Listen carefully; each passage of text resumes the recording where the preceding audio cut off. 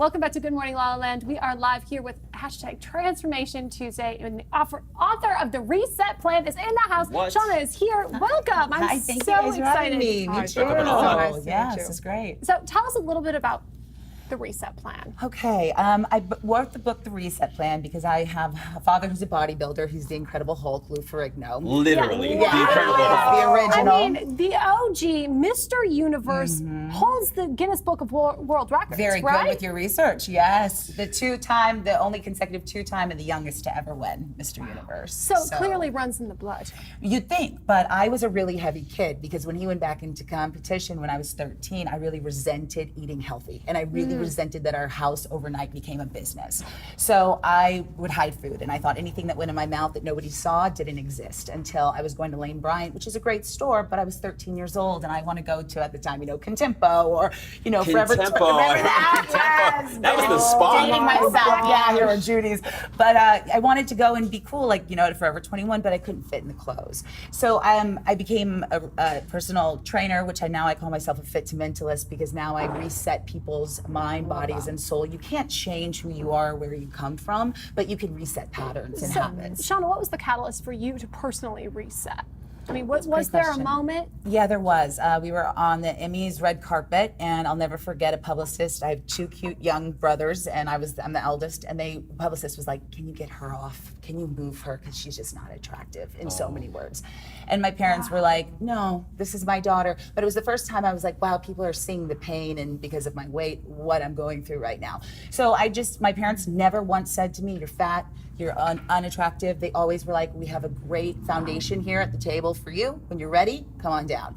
So then I started asking, because I talk to people a lot that they're shamed by their friends or their family, and they don't want to go to them because they don't trust them. And they're like, if you're making fun of me when I'm down and out mentally, emotionally, and physically, then why would I want your help? So I came to them and I said, "I need your help," because I was tired of just living with my shame of hiding and secrets. Wow. It's amazing how many people live with the shame around the way they eat, around the way they feel. How do you work with clients in overcoming shame? You got to go to your past. You got to deal with your trauma. My mom always said, Shauna, you could go to the moon, but you're going to take whatever you have inside of you with you. So I start with one of my clients that inspired me to write the Reset Plan. He was gay, and he never came out to his really religious parents. So he hid with food, and it was heavy to hide his sexuality, so no one would look at him and he wouldn't have to think about that. And I finally said, in your own time, you have to come out to your parents. And he finally did. And he's so on point. He's married now to his partner, and he's living his best truth. Now, do we all have six-pack abs? No, but it's not about that. It's about how you feel inside. And I find that your insides start showing no matter what, no matter what age you are, no matter what you look like. If you're a good person inside and you're happy with yourself, I think it shows. It's on the so outside. important. Love that. Yeah. It's interesting because I couldn't agree more, and I had an eating disorder from the time I was 17 to 20 and dealt with bulimia. It's just a different form of the same thing, right? But what's interesting is that it's so true, and I'm so thankful that you're not just, and kudos to all the trainers and all that, and we need to understand and do that like traditional trainers, but I couldn't agree more that it's got to start from within.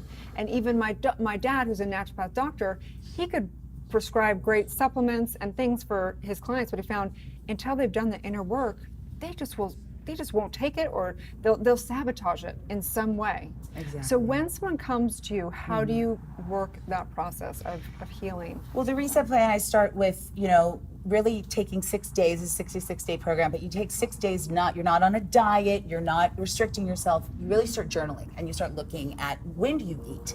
What's going on? Is your boss yelling at you? Are you having a bad moment? What are you eating? So you really have to take those 6 days to really evaluate, no alcohol for the first 6 days, to really be clear-minded. Then I have people work on home projects. That's big for me. Like the shame of that closet, where you're like, oh, I'm gonna throw it all in that closet. And then you walk past the closet. The skeletons. Right, seriously. And also I tell people to ditch the scale. That is a sick numbers game that all it does, it's like when you're addicted to, poker or something, it's that high of like, oh, that number, I just went to the bathroom, oh, I'm a pound less. Like that makes no sense, So I have people really look inside of themselves first. And I offer I offer, my services when they're with me, even though I'm not a therapist, but I'm a fit to mentalist. And fit to me means focus, invest, and take action with what you want in your life. I love that. Focus, Yeah. invest, take action. Wow. You've built an incredible empire and brand for yourself. We have a look at one of your videos. Let's take a peek.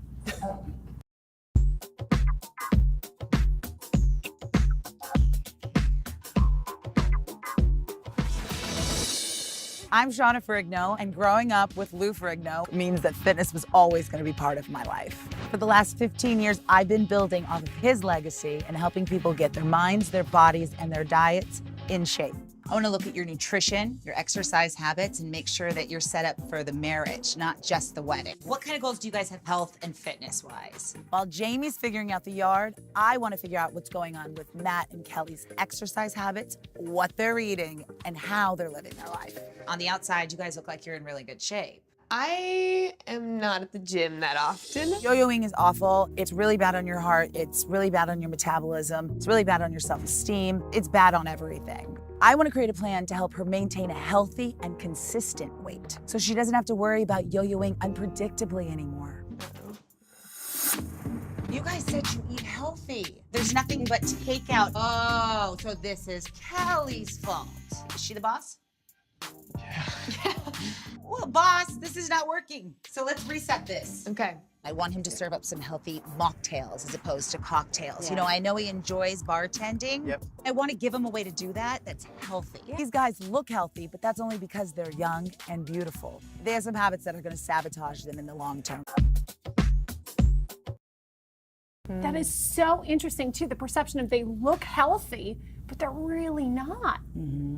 Yeah, I see. That's I a see everything. huge epidemic here. Yeah. Right? Yeah, and binge drinking's a big one too. And just like you were saying, like you had an eating disorder.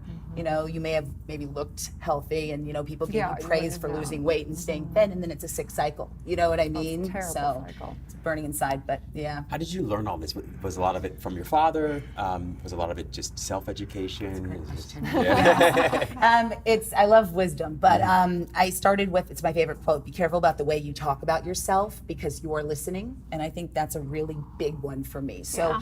it's my dad's 80% hard of hearing, and he's never heard music in his whole life. Oh, wow. Yeah, so everyone thinks I have a celebrity father, but what I have is a man that's 80% hard of hearing and just defied the odds and became this incredible bodybuilder. And he's been married to my mom for almost 40 years. And I was like, Daddy, you're gonna come out like Harvey Weinstein, like with these women? And he's like, I don't do that to people. I like to stay home. I like my family. So I have great guidelines, and I have a really supportive family, which a lot of people don't have. So they take that out on food or alcohol. And I always say, you're not 350 pounds because you like to eat, and you're not an alcoholic because you like to drink. There's something going on inside. And be your cheerleader first. So it was really me having all my clients and learning through my clients, like what you guys were saying. When you help other people and you see other people, they help me as much as I hope I help How them. have they helped you? What have you learned from working with your clients? Oh my gosh, everything. Just how you can be a multi-millionaire and it doesn't mean you're happy, and it doesn't buy happiness. Or you can, you know what it is? It's shame, guilt, and not loving yourself does not discriminate. No matter what color, age, any of that, we're all here hopefully to serve a bigger purpose and serve ourselves first, no matter what. Has that always been easy for you, though? The self-service, putting yourself at the top of your priority list. Is No, it easy, is it? people say that to me all the time because I give. They're like, what do you do for you? Because you have to fill your own self up. But you guys have asked some great questions. But I do that through a lot of, walking and talking kindly to myself. And I have Post-its all over the house and mantras that I have, because then I'm a fraud if not. And also just talking through your diaphragms. I notice a lot of people like talk up here. Me, it's about breathing and really talking, because once you talk and you listen, you can feel. And that's what I try to do with my clients. And every time I have a success, it's my success with them. I'm their cheerleader. Such a great point that you make, because so much of both addiction and eating is about numbing yourself, right? And not feeling and not wanting to feel. what's there inside.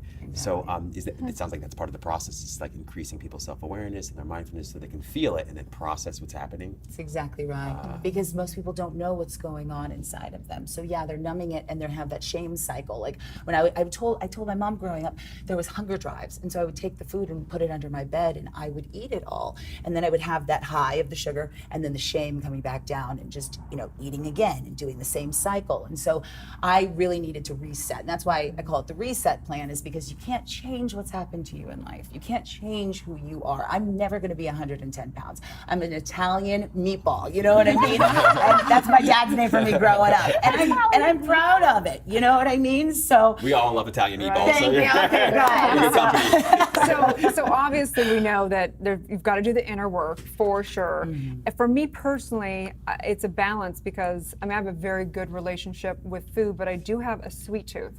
So for me, there is still a dance, even though I love myself, even though I've done the inner work, I don't have any sweets or any junk in the house at all because I will keep eating it, So how do you have that dance with your clients to say, not being neurotic, but how do you help them kind of get to that balance in their...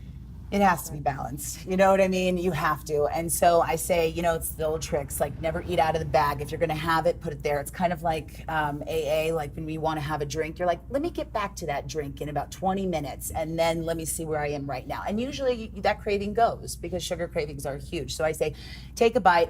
I'm even this crazy that I put salt on things, thrown them in, but I also say go back to what you're writing and what you're feeling and just take 10 minutes to really write and feel what you are at that moment. And then if you still want that piece of sugar, have it. You know what I mean? And just don't, because if you take my Cheetos away from me, I'm just gonna be covered in orange. Like, I'm gonna have 20 bags. So, but it's really about just taking perspective in that moment because I feel like we're not in the moment half the time. Just love that. And you make such a great point that so much of transformation, I feel, is about simply understanding. When you understand something deeply enough, the transformation begins to take on its own momentum. At least that's been my experience. Yeah, and being around good people that support you. You know what I mean? That really know you. Because anybody can come to me now at my age and just say, hey, I think you're an awful person. And if I don't know you, I'd be like, I'm sorry you feel that way. But if we're all close, I would be the first one to apologize and really want to hear how I hurt you. But people just want to keep their guard up all the time and just push. But life is messy and it's gonna be hurtful sometimes. And that's one more thing that I always do is I always make my bed in the morning because you can't control what goes on outside of the world. But when I get back, my bed is made and I go, that's a choice that I made that I could control at that moment. And I can come back to order. Make your bed, make your day. Right. That's what I say. I do want to talk about your dad and the family environment of someone who's so successful. What was it like work-wise in the house? Was it 24/7 work? What was that like? It was hard because he's 80% hard of hearing. And so I was trying to get to know him as is. And then he would spend 6 hours a day in the gym because he was 325 pounds and 3% body fat. Like he was a beast when he came back. It was insane because he got the Hulk series and never got to do the Olympia. That's like the highest tier of bodybuilding. So he never got to get there. So he decided to go back and try it at 42 years old. So my mom's like, I married an actor. Like, what's going on here? And it was not easy. It's a very I think it can be a very selfish sport.